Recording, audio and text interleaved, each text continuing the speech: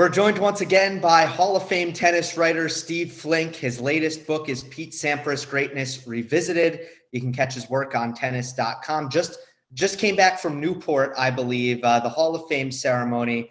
You got a lot of camera time there, Steve. I was glad to see you. There. How was it? No, as usual, just a very festive weekend, and they've changed the set. It was a new setting, not on the big stadium court, but behind there, facing back toward the entrance of the museum. It was very elegant and a little bit more intimate than in the past. So it was very enjoyable and nice to see Conchita Martinez and Goran Ivanisevic accept their honors so humbly, and then to watch the original nine come in and get their glory that so richly deserved, and Dennis Vandermeer, who passed away, but his wife was there to accept for him. So it was a beautifully staged ceremony. I'm glad I was there. Yeah, absolutely.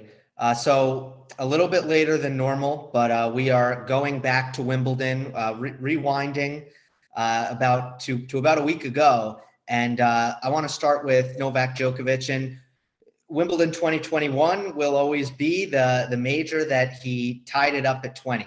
And there might be more chapters to be written in this great slam race that we've witnessed over the last couple decades. But for now, it's 2020. Novak Djokovic's win over Berrettini in the final gives him that tying marker.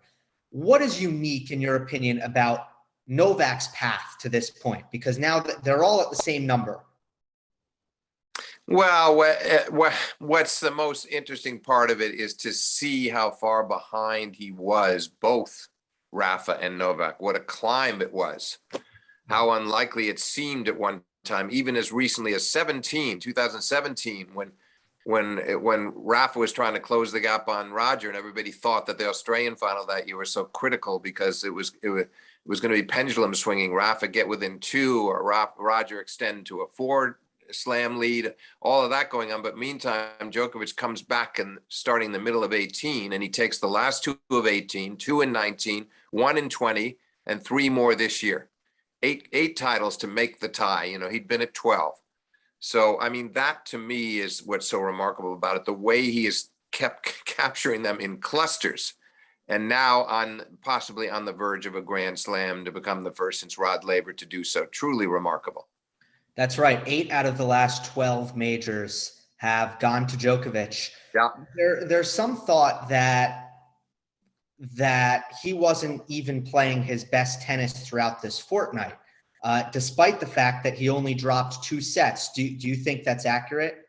I do. I mean, I just think that's partly, he did have a nice draw. Let's face it. Yeah. It was really a comfortable draw right up really until Shapovalov he plays Fusovic in the quarters. It was a nice draw, no doubt about it. He didn't have to play Rublev, who potentially on a given day could give him some trouble with all that power. I couldn't have seen him beating him, but it was going to be a test, and he didn't get it. So yeah, it was he lost his first set of the tournament to the young British wild card, and then that was no big deal, and he raced into the semis, and so part of it was that. Part of it was the draw. And then, I think he was a bit tight against Shapovalov, and understandably, because Dennis came out firing on all cylinders, served brilliantly, great left-handed serve, explosive off the ground, keeping his errors to a minimum, those first couple of sets especially. But again, Djokovic on the big points, delivering and coming through under pressure beautifully to win 6-5 and 5. And then the final, of course, where he had to come from a set down. No, I didn't feel like there were times in the final and there are times in the third set against Shapovalov where I thought maybe he played his best. But that's what I think has to be so encouraging to him. I'm sure in the private conversations between Novak and Goran and Marian Vida that they all agree that he can play better. But that would fuel anybody with confidence to think that he and same with the French. He wasn't at his very best at the French. He played that phenomenal third set against Nadal. It was a great win. Came from 2 sets down against Musetti, came from 2 sets down against Tsitsipas. That's not the very best of Novak, but it's a supreme competitor. So I just get the feeling now, okay, here's what I think, Gill. That was the clay in Paris. It's not his best surface, but he's still a great clay court player. Great grass court player, obviously winning 6 Wimbledons now, but is it his best surface? I still would say hard courts is his best surface. Oddly, he's only won 3 U.S. Opens. I say only 3 U.S. Opens out of 8 finals, Gill. And, one of those was to Roger back in 07. And then he lost to Rafa in the 2010 final, to Andy Murray a little bit surprisingly in the 2012 5-set final, to Rafa again in 13. And then he lost one more final to Stan Wawrinka in 16. Meantime, he managed to win his titles in 2011 over Rafa, 2015 over Roger, and finally 2018 over Delpo. So is that record indicative of how great Novak is on hard courts? I don't think so when we look at 9 Australian titles. So that's what I think has to be in the back of his mind, this feeling like, okay, I'm kind of overdue to play my best in New York. I know I'm at my very best on hard courts. I know I've built up this kind of psychological capital over the other players because I've dominated the majors this year. And I just feel like that's where he may well peak, as long as he's not too worn out from the Olympics. That's the only question I have, psychologically, emotionally, not physically, because those matches will be best of 3. I'm assuming, have you heard? I'm assuming the final is still best of 5, but the best of 3 all the way through. I can't say for sure either way. That would be my assumption, though. And that's what they did in 12, and that's what they've done the last couple of times. So he may be able to get through some straight set matches and not take too much out of himself, 2-set matches along the way before the final in Tokyo, assuming he gets there, and then maybe it's a little more rigorous in the finals. Well, the question is going to be, does he have the emotional energy left to come back up and he would have already won 3 majors plus a gold medal if that happened. Yeah. And then let's say he doesn't win the Olympics. Will he accept the setback and come to New York? I do believe that certainly is the case. I don't really worry about that at that stage. But it'll be interesting to see how he responds, Gill, to the added challenge of throwing the Olympics into the mix in the middle of summer amidst all of these Grand Slam tournaments. Yeah, it's a lot. I mean, and especially if you compare it to Nadal's decision to sit out Wimbledon in the Olympics, when you think about how different these guys are right now in their mindsets and how much tennis they're willing to play, it's very stark. I have 2 thoughts on the Open, which is one, and we might get into this later. And by the way, we'll get back to the final, but I think while Novak is better on hard, there are more contenders, more players who feel comfortable on hard courts. On grass, I think he gets the benefit of being much more comfortable on the surface compared to some of the rivals that I think don't feel good at. Some of his rivals just don't feel good on grass. And then I think compared to Australia, it's just a little bit less advantageous for him when it comes to the height of the bounce and the speed of the court. I think it plays a little bit closer to clay. But ultimately, I do agree with you that when you look at his record in the finals, he should have more U.S. Opens than he does. Yeah, I think that's a fair point about the bounce. I do feel it's more the time of the year, and sometimes he's been a bit worn out for whatever the reasons. And it is tough on everybody by then. They've all played a lot. And then this year, throw the Olympics in and you've got something extra. But yeah, I just feel like he hasn't done himself justice. I still think he's phenomenal at his best on any hard court. And it's time, if ever he was going to bring out his best, and the time is now. And it'll just be very interesting to see. And somehow I feel like I don't know why I feel this way. I feel like the biggest tension in a way was Wimbledon. He knew he was halfway there, and there he is at Wimbledon, with a tense semifinal and having to come back from a set down in the finals. And I feel like there was a sense of real relief when that was done, and a sense now that, you know what, I'm here, I'm on the verge of it. I can do this, and I'm going to do this. It was reflected a bit in his post-match comment about how he wasn't going to stop now. And he didn't mean that arrogantly, but I think it meant that, it was great self-assurance and deep inner confidence that he was displaying there.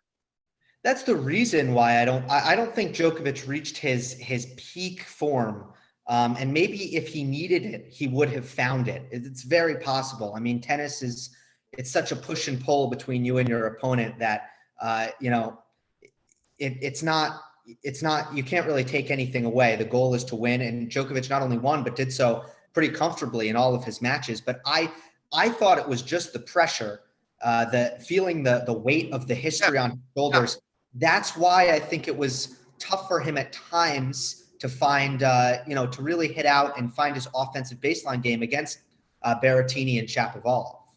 Absolutely correct. Absolutely correct. And I think, frankly, there was more opportunity to put it on display against Berrettini. Dennis was hitting so hard off both sides. You can always get to Berrettini's backhand, and it's not a breather, but you're not going to get the same explosive power he has off the forehand, and he slices a lot of his backhand, and the drive is not that great. So you had a weaker side to go to with Dennis. You didn't.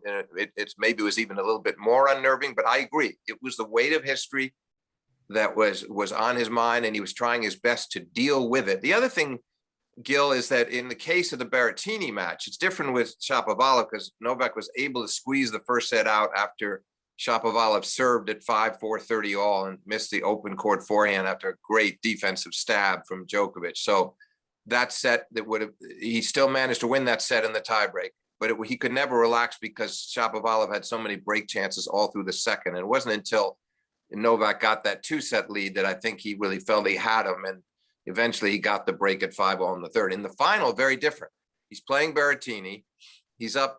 He's nervous his first two service games, 2 doubles in his first service game, down break point, another double in his third game. He was tight, but he got through those. And then from that point up until 5-2, and then a long, I believe, 8-deuce game, marathon game on Berrettini's serve, which included a set point for Novak.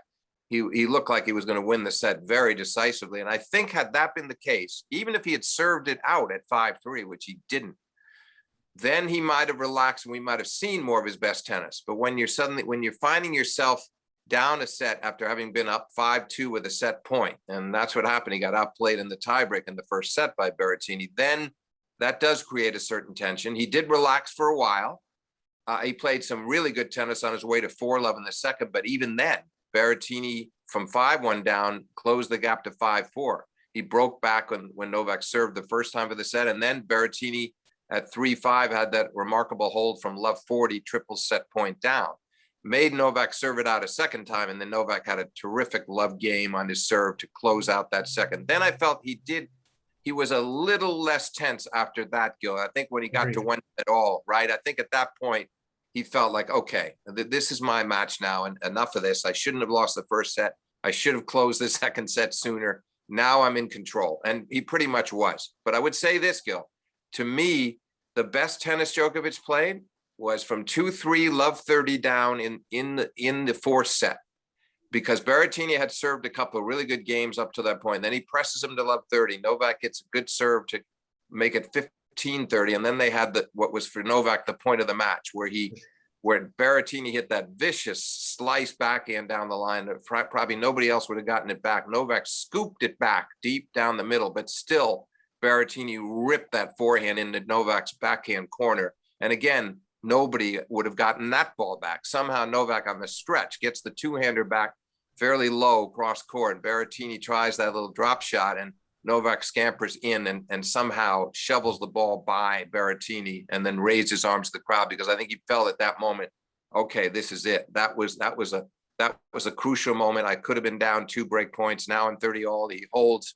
And I felt like from there, holding for 3 all and then running out the last 3 games, breaking a second time, he hit out a bit more freely, because you're right. Up until then, there'd been a sense of a little bit of holding back a little bit and not making bad errors, but not hitting out freely, especially off his forehand, where he really likes to let loose. And that wasn't happening until I think the latter stages of the fourth.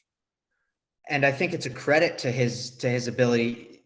You know, the fact that he wasn't making a lot of bad errors is obviously key. And so many players in the same position, that's the result, which is right. a more catastrophic result than what you have for Novak, which is just not creating quite as much deadly offense from the back of the court. Right. He relied more on his defense, and it still worked. But yes. Listen, I just get the feeling that depending on how things unfold those first few rounds, that we might see his best Grand Slam tennis of the season in New York. Just somehow, I mean, first of all, he knows this opportunity will never come his way again, as great as he is. He cannot expect to go out next year and win the first 3 and have another shot at it if that's what it is required. So I just think that tunnel vision and that deep drive and motivation to make history, and knowing that he could, you know, what a monumental opportunity this is, that could actually work in his favor if he can get off to a good start in the tournament and, find his range early and start recording some decisive wins in the early rounds, and then start peaking from the round of 16 quarterfinals on. Yeah. Well, why do you think he's able to win so often? I think we were having similar discussions after Wimbledon 2019, the final with Federer, where I think everyone kind of felt like Roger was putting on the majority of the pressure, applying the majority of the pressure throughout the match, and for long stretches seemed to be the more comfortable player. But obviously it's Djokovic lifting the trophy at the end of that one. And I think we have in somewhat similar ways, we see the same things in 21, where nobody is quite good enough, like Federer was, to actually push Djokovic to a point where he was having to save match points. But we've seen just throughout this last stretch that sometimes Novak can win with his B game and his C game, and not just win in the first, second, third round, can win at the end of these majors. Why do you think he's able to do that? I think he just knows how good his defense is, for one thing, and he trusts himself to not beat himself, and feels like, okay, if that's the way I have to do it, if that's going to be the recipe on this day, and I don't have the belief in my bigger shots, I'm not hitting out freely, I'm not rifling forehand winners into the corners, then this is how I'm going to do it. And I don't think these guys can stop me from doing it. It's got to be very reassuring in a way. However, I do think he'd rather find the balance of the big hitting and the power, the easy power that he's got. Sometimes I don't even see it coming, but that forehand can be devastatingly potent at times, and two-hander, down the line is also a big weapon. So I just feel like it's not necessarily the way the plan was never plan A, but that he always feels like plan B will work. And to him, the bottom line is, I must win. And I don't care what I have to do to win, I will do it. And it doesn't have to look pretty either.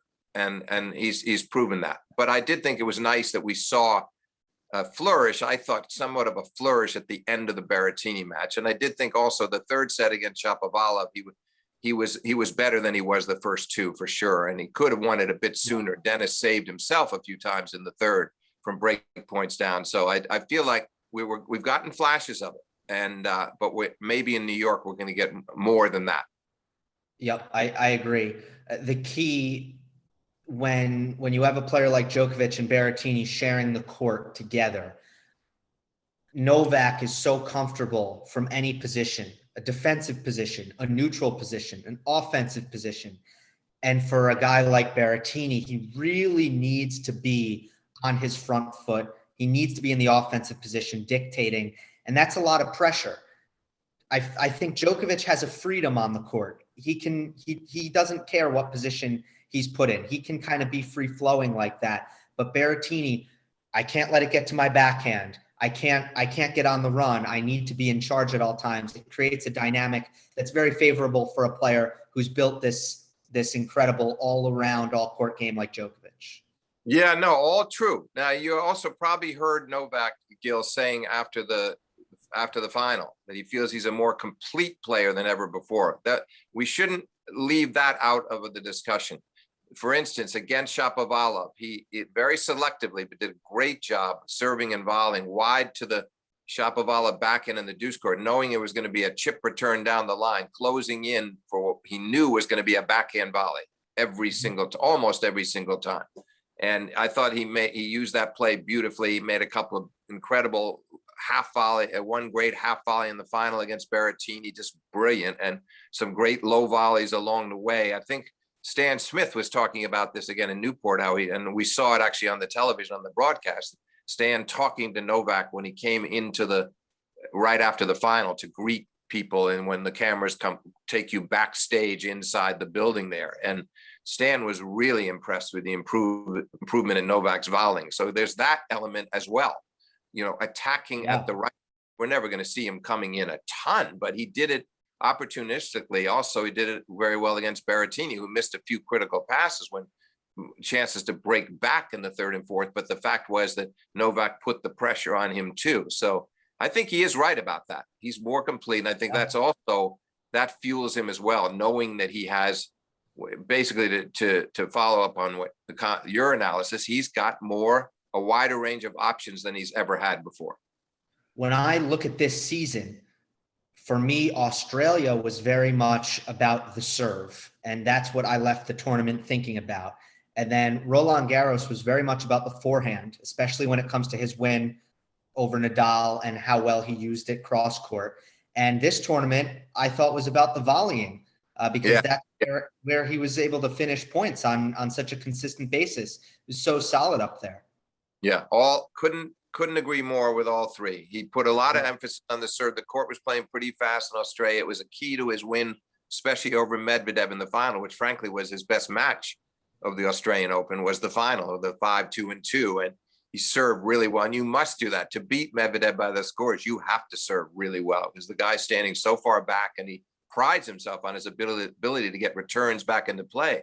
And Novak was hitting those great serves down the tee that were completely stifling Daniil, who was pretty frustrated in his inability. They weren't always aces, but they were service winners. And no doubt that was the leading feature of his game. And yes, against Nadal, the cross-court forehand, to take Rafa off the court on his two-hander was so effective. And that made a big difference. And he hit the forehand really quite well the last 3 sets against Tsitsipas as well. It was another key as he turned that match around. So I agree. But then, as I said, and as you are agreeing with, the volley at Wimbledon was really one of the keys, and it was really nice to see him take, and also the transition. Some of the backhand approach shots he kept so low. He really kept them low, and even a few off the forehand too. Sometimes he'll come in off the forehand and it'll sit up a bit and give the guy a chance to really have a good look at the pass. He wasn't doing that at Wimbledon. He was really using the surface to his advantage beautifully. And I suspect he'll take advantage of the conditions as they present themselves at the US Open as well. We'll see a mixture of all of the things we're discussing now. It sounds like you think he has a chance to have his best season ever. And I mean, obviously he's well underway. He has more titles than losses. And if we're looking at the losses, they don't come at the majors. They are Belgrade and Monte Carlo, and then one more that I'm forgetting. Rome to Nadal in the final, right? Yes. Right. Yes. Yeah, exactly. Now, Rome is important, but the fact was Rome was one of the keys to his year, by the way. He did not like the way he was playing on the clay. And you mentioned Belgrade, and Karatsev beats him. That was surprising because he'd handled him in the Australian. He knew how this guy played. He'd killed him in Australia, and he shouldn't have lost him in Belgrade. He was tight as a drum there. And the Monte Carlo loss to Evans was one of his worst performances of the year. But when he started to play better in Rome, when he beat Tsitsipas there in the quarters in a rain-delayed match, darkness onto the Saturday, beat Tsitsipas, and then made the final, beat Sonego to get to the final, and played Rafa tough for 3 sets. That's when he knew he was ready. He really was very encouraged by how his game was coming round. And then that led to the French win, which of course led to the Wimbledon win.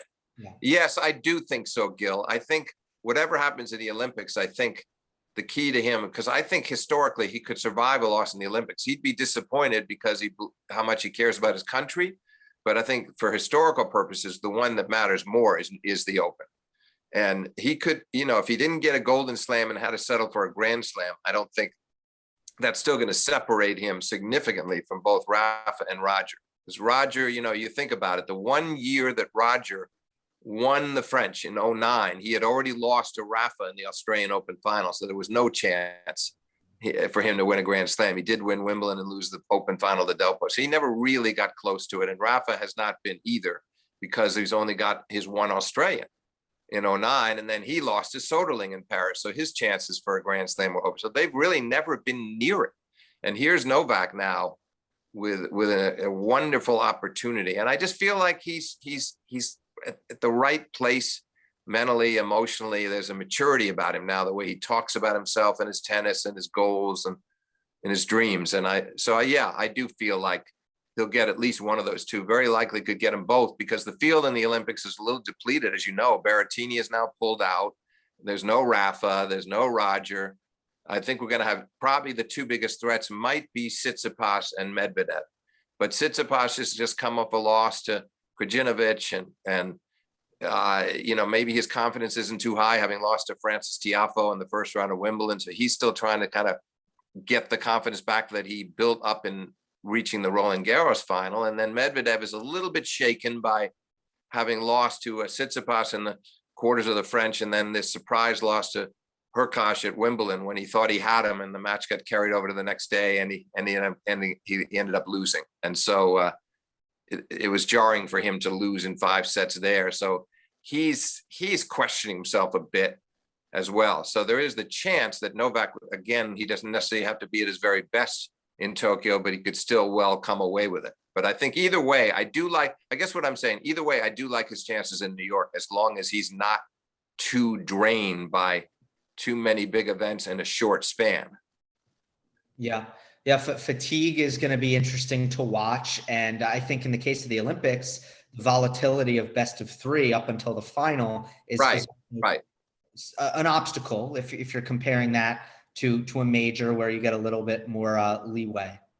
Yeah, I agree. And I think he's going to have to put there's going to be an all-out intensity in the first sets of these matches, to make sure he secures the first set and gets himself in a winning position early, because you don't want to be fighting back from a set down if you can help it, and having to win tough, long 3-setters from having been down. So yeah, you're right. It's a format that doesn't work quite as well for him as best of 5, but it's also one where we've seen with all these Masters 1000s, we know what he can do in best of 3 as well.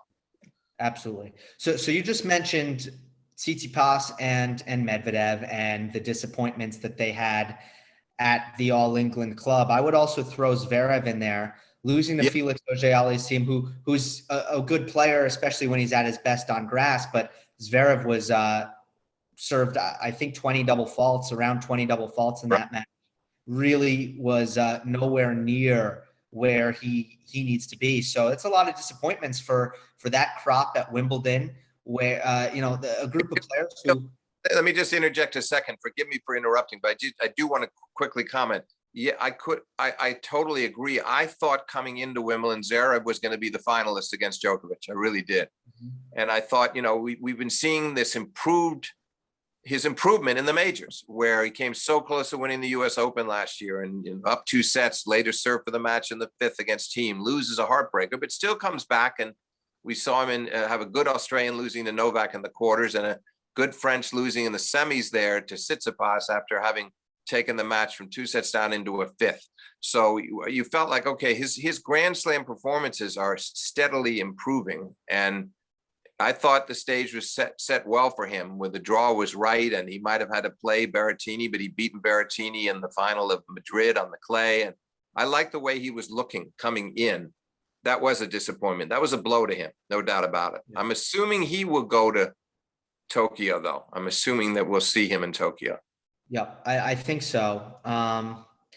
It was, look, I don't think he has addressed the second serve thing. I think clearly now he hasn't, but even against Berrettini in the Madrid final, there were some very untimely double faults that he hit, and that kind of reminded me, even though he won that final, that's not behind him. But in summation, do you think that there's a grass issue with the younger generation, or do you think it's just one tournament, small sample size, just a coincidence, and it'll be business as usual for them eventually at Wimbledon?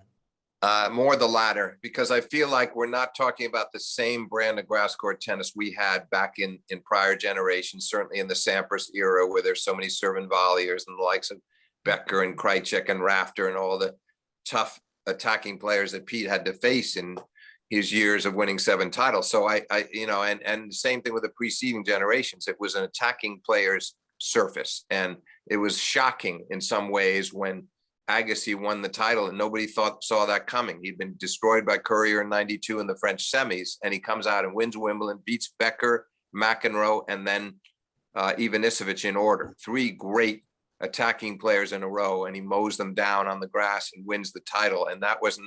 And he wasn't really changing his game. He was playing his Agassi style of backcourt tennis. And so in those days, that was kind of, as I say, it was something of a shocker. But it's changed now. There's more of a sameness to the surfaces in the way people play. So that's why I say it's more the latter scenario that you're bringing up, and that these guys they'll get there. They'll get there. It's just that right now they don't have the belief yet on big occasions either. Part of it is just that, like Tsitsipas couldn't be too secure, even up 2-0 against Novak in the Roland Garros final. And Berrettini up a set in Wimbledon and highly charged, and he wasn't ready. And Stefanos wasn't ready in Paris. But these guys will eventually, they're going to get there. I have confidence. And then I hope Zverev is going to do himself justice, Gill. I really do. I think he's a great player. And even with these ongoing issues that you alluded to with his second serve and what to do with it and how hard to hit it and what kind of spin to use and how to avoid double faults.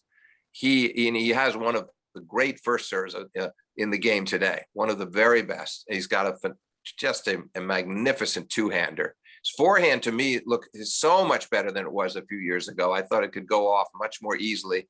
I don't feel going to give away nearly the number of points he once did off that side. So I feel like that's been shored up. And yes, he may have to struggle the rest of his career somewhat with that second serve issue, but I just hope it's not going to get too much in his way because he's such a great player. Yep. I agree with that. Although I just kind of wish that we saw more movement, more adjustments like we've seen with Djokovic and Nadal and how much they have tinkered and really worked at improving that shot. And Zverev's serve to me has looked pretty much the same his entire career. And I would have liked, with the struggles he's had, to just see him try something a little bit different. Yeah, I wish that Lendl had stayed in his corner, frankly. I mean, I shouldn't say that. I wish he had kept Lendl in his corner. It really wasn't Ivan's decision, because I think that's something, I think he's so smart. And I think that he would have had a clear-eyed solution to this and might have been able to get a message through to Sasha, but so far nobody else has. And it is a shame. It is a shame. It shouldn't be occurring. And it's been a real hindrance to him. And it was once more against Felix, but that was such a waste. He was up 4-2 in the first set and second set of that match. He lost both sets. And he came back and took it into a fifth. He's down a break. He gets the break back. And I still remember after he'd broken back in the fifth and held on for 3-2, he'd had a nice little stretch there, and Brad Gilbert and Pam Shriver doing the commentary was kind of giving their own numbers on what they thought the percentages were of Sasha winning the match, and they were very high. And I didn't blame them for feeling that way at that moment, but I hate to say it, he found a way to lose that match, and that's taking nothing away from Felix. Yeah. But it also was one of the shortest press conferences on record, was Zverev talking about it afterwards. I have to say, that's a side of him, oddly, that I like, is that he's disgusted with himself when he loses matches that he could win. He won't tolerate it. He won't rationalize it. And he makes it clear that he's not there for that kind of a loss. He's there to win. So I think he has to a degree, he has the champion's mentality. Now he's got to go out and prove that he's worthy of these honors. Yeah, interesting. Okay, let's go to Federer. We nailed it, Steve, on the last one. We said, I think quarters might be where we might see him go down. And that's what happened, which is, a totally fine result, as well as, I thought he looked really good against both Cam Norrie and Lorenzo Sonego, who are both players who are top 15 in the race. And these are difficult players to beat. Federer did so pretty comprehensively, but then the way things turned against Hurkacz and the way he lost that third set, losing at 6-love, was, I think, a shock to his system, and I think a shock to a lot of observers and fans alike. Does the way he lost change the way you think of his future? And is the fact that he's now come out and said, I have a knee injury that I have to take care of, does that change the way you look at the Hurkacz match? A little bit. It makes me think that perhaps that's what was going, that the third set, I think he was trying to not come off like somebody blaming his loss on the knee, because he said, I heard it during the grass court season. It was a problem during the grass court season. So what are we to read into that? I have to believe that he was not happy with how he was feeling in the third set. It didn't look to me like he wasn't trying, but he wasn't performing well at all. And you knew that he was disappointed that he couldn't take advantage of having a break lead in the second set and looking like he was on his way to one set all and then playing a very shaky tiebreaker. So all of those are factors. But no, I think it's kind of somewhat bleak picture in the sense that look what happened this year, Gil. He had 2 knee surgeries last year. He comes back, plays the one hard court tournament, then realizes he's got to go back to the practice court. Well, why? I guess he still didn't trust the knee. You would have thought he would have want to keep going then. He didn't. Comes to Paris, he can get through 3 matches, doesn't trust himself to play a 4th. There was a lot of speculation about why couldn't he do this? Why couldn't he have defaulted at the end of the Kepfer match? Bottom line is he didn't trust himself for whatever the reasons to play against Berrettini there and go any deeper into the tournament or try to test himself physically anymore. Then he goes to the grass and said how disappointed he was in himself in the way that he performed in the 3rd set against Felix, where he went down 4-love very quickly and lost it 6-2. And then he comes to Wimbledon and he barely survives the Mannarino match. He was very fortunate that Mannarino had to retire and not play that 5th set. And you're right, he looked pretty good against Norrie. I thought it was a nice win. I thought Norrie got started a bit late, didn't start playing his best until the 3rd set, but still Roger fended him off in the 4th, which was great. And then Sonego could have played a bit better, but still Roger played a really solid match. So yes, there were some encouraging signs, but then he stepped somewhat into a different league against Hurkacz was a guy that could hurt him more on that court with his big game and, his aggressive style. He was more prepared to take advantage of a vulnerable Roger, which Roger clearly was. So my overall assessment is that he says he's coming back later in the summer. That means he will not come in terribly well prepared or confident into the U.S. Open. I mean, maybe he gets a tournament or 2 in, maybe he doesn't. But this stopping and starting is hurting him tremendously. Yeah. When I say hurting, I just mean psychologically, in the sense of getting on some kind of a roll and playing a bunch of matches and remembering what it's like to win and do things automatically, say 3-4, 30-40, 1 set all, and just step in and do what has to be done. So I just feel like the chances of him winning the Open are just so small. And then the question, is, does he physically even hold up there? You would think the hard courts on the knees would be the very toughest of all the surfaces, tougher than clay and certainly tougher than grass. So I don't know, Gil. I'm not encouraged that he's going to end up playing beyond the fall. I mean, maybe he'll surprise us. Maybe the knee will come around, but I'm sensing that there's a pretty good chance that he could retire by the end of the year. Okay. Let's take that into 2 parts. First of all, I completely agree with you about the stop starting. It will, if it continues, it will hijack his ability to really contend for titles. And I think there's no doubt about that. I would remember 2019 where he was playing such a high level at Wimbledon. And I think, Steve, you and I both agreed that part of the reason for that was because he had a nice clay court season where he was able to play a lot of matches, go deep in a bunch of tournaments. He didn't need to win them. But it's not really what it was about. It was just about getting that rhythm. And that led to this very confident grass court season. And you don't get one without the other. Yeah, absolutely. And that included a semifinal appearance against Rafa in Paris. And now they played on a very windy day and he got beaten badly. But the fact that he'd been in the semis was just what he needed leading into Wimbledon. Just what he needed. Yeah. No, I agree. Now, right now, this is too disruptive. And I say that sympathetically because nobody can survive this kind of a schedule. And, he knows he's very conscious of turning 40. I mean, he doesn't feel he's an old man, but he's not kidding himself about his age and what it all means. So I don't know. It's hard for me I just feel like if the doctors are going to tell him, or if it's going to be apparent that he can't last too long without re-aggravating the knee, then what's the point of going on? Now I could be totally wrong. Maybe we're going to see a resurgence. He comes back, the knee comes round, but I have a hard time seeing that happening on hard courts with the tough physical matches he's going to have to play. Yeah.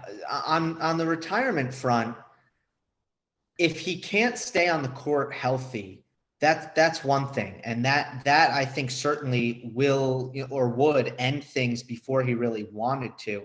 But I also don't think that a loss to Hurkacz in the quarterfinals at Wimbledon, I don't think that would be enough. I think that, that in itself wouldn't be nearly enough to shake the long-term belief that Roger would have in his own abilities. And I think it might take if he's going to be healthy, I think it might take many, many, many losses before he decides, okay, I cannot compete at the level that I want to compete at anymore. So right now, I'm not really bracing myself for a fall retirement. I think he gives it a go in 2022. But of course, if he can't stay on the court, it's kind of a different story. See, that's the big if. You're right. I would agree with you if I had confidence that the knee was going to hold up. But based on what I've seen this year and what he's told us, and to play that first tournament, and he beats Dan Evans. That wasn't bad. He loses to Basilashvili. But then you're thinking, okay, you going the next week, Roger? No, can't do it. I got to go back to the practice court. So that was a sign that he did not trust the knee in more hard competitive conditions like that. And then all the things that happened since, and the fact that the French, he just didn't feel he could go that extra match. And the fact that he tells us after Wimbledon that the knee was a problem again during the grass court season. Now that was a little vague, but it tells you that maybe it was more than one day or one match. And so I just weigh all that and I say, how is it going to get better? It would be remarkable if it did get better during the hard courts late in summer, or even if he's necessarily ready by the US Open. I hope he is, but if he is ready, if he does start playing, say, just plays Cincinnati and comes into New York, I don't know. It's hard to, and I worry that there's probably a few more guys that could pick him off at the Open than was the case at Wimbledon. Well, since we've discussed Federer and Djokovic's prospect heading into New York, let's pay it off with the third man at 20 Grand Slam titles right now, which is Rafa. How do you see his chances and where he's at? Obviously, coming in very mindful of his schedule and carefully kind of crafting his schedule to hopefully peak at the U.S. Open, sacrificing Wimbledon and the Olympics in order to do that. And now he says his first event is going to be the City Open, which means instead of playing Canada and Cincinnati back to back, he'll play Washington, rest, then Cincinnati, then the US Open. So he's clearly, I think, making an extra effort to feel fresh for New York. Yeah, I see it somewhat like you, not completely. I think what he's going to do is, obviously we know Washington. I think he's going to go to Canada and skip Cincinnati, because Cincinnati's been the one that he hasn't. Listen, it's possible either way. It depends on what the results are in Washington, but I feel like he's certainly not going to, we certainly agree he won't play both of those. There's one more tournament after Washington, whichever one it is. It's a good sign, Gill, that he decided to play Washington, that he didn't need more time, that he was anxious to get back out and compete. So it tells me that the time that he took off at Wimbledon and not going to the Olympics, all that there's an eagerness, and there's some inner confidence too, and he's thinking of 17 and 19 when he won the Open, and 19 when he also won in Montreal leading into the Open. So I feel like it's going to be a very interesting stretch to see how he performs, because there's guys in that Washington field that on a given day can beat him, the likes of Zverev. I think Zverev's in the field, and it's not going to be an easy win just because it's a 500. So we'll see how he looks in those tournaments. I suspect physically he's all right, or he wouldn't be entering. And it's going to be a fascinating period to see if he can get a title out of one of those two tournaments and come into New York confident that maybe this is another odd year for him, 17, 19, 21, to win in New York. I mean, it's still, the odds are still against it given Djokovic's dominance, but Rafa's obviously trying to get himself in peak form for the US Open and try and win a fifth title there. It's been a while since I've been this excited for a major. Part of it is the big three all being at 20. I think part of it is just having full crowds in the fullest capacity. Part of it is probably a bias that I have just towards New York and the US Open. But I'm curious if you feel the same way. Well, the same way in what sense? Well, this is the most hype I've felt leading up to a major. Oh, no. Couldn't agree more. And I think mainly because of Djokovic going for the Grand Slam. We haven't had that since Laver actually did it in 69. We haven't had a guy since then come to New York with three. There were years where Borg would come to New York in 78 and 80, for instance. He'd come, but the schedule was different. Australia was at the end of the year. So he'd won the French and Wimbledon, was trying to get the US that would then lead him to Australia to go for the Slam. And it never happened. He never won the Open. But there was a lot of anticipation. A Borg coming to New York looking for number 3 to then go for Australia to complete the Slam. So this is that's obviously the chief story. But you're right. There are the other stories as well. And certainly Rafa. And how is Roger going to look? And listen, that'll be really interesting to see.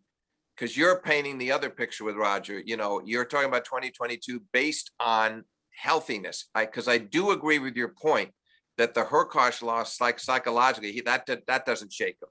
He feels like, okay, he beat me. I wasn't feeling at my very best. I still got to the quarters here. I still had a chance to make it one. So under different circumstances, I might have won that. That doesn't. It's all about the knee to me. It's entirely about the knee. But that's going to make this a very interesting Open. And then, of course, there's the other cast of characters, the Medvedev people were calling 2 years ago, and another good Open last year, and Zverev coming back to try to get it, and Team trying to defend. And there's a lot of nice best on hard court. Yeah, right. There's a lot of great storylines for the men, and then of course for the women as well. I mean, it could potentially be Serena's last real bid to get number 24, last serious bid. I mean, who knows what she's going to decide to do. I think there's a good chance she goes on and plays next year, but it's been rough on her, and getting hurt at Wimbledon like that didn't help. And, if she were to take a jarring loss in New York and maybe suffer another injury, which hopefully will not happen, or she just gets beaten, period, by somebody unexpectedly, who knows how that affects her decision-making for the future. So there's a lot of interesting possibilities in New York. And also the crowds will be back. It's going to make it. I think it was a remarkably good Open, despite the silence last year, the eerie silence in those stadiums. But it'll be nice to have euphoric fans back in those seats and cheering the players on, and hopefully even raising their standards to greater heights. Absolutely. Well, hopefully, I think we will see each other between then, but we'll also catch up afterwards. Pleasure completing the channel double with you, Steve, in 2021. A great pair of tournaments, and I always look forward to this, and really glad we could do it again, despite me not having any of my none of my equipment out here in Chico, California. Oh, it's all right, Gill. It was great as always. I liked it. It was a fun discussion. We covered a lot of ground, and I look forward to our following up on after the U.S. Open. And who knows, maybe we'll be talking about Novak Djokovic and the Grand Slam. So whatever happens in New York, we'll have a lively discussion after. Absolutely. Thanks, Steve. Thank you, Gill. All right. Oops. Okay. Got it? Yep, got it. Good.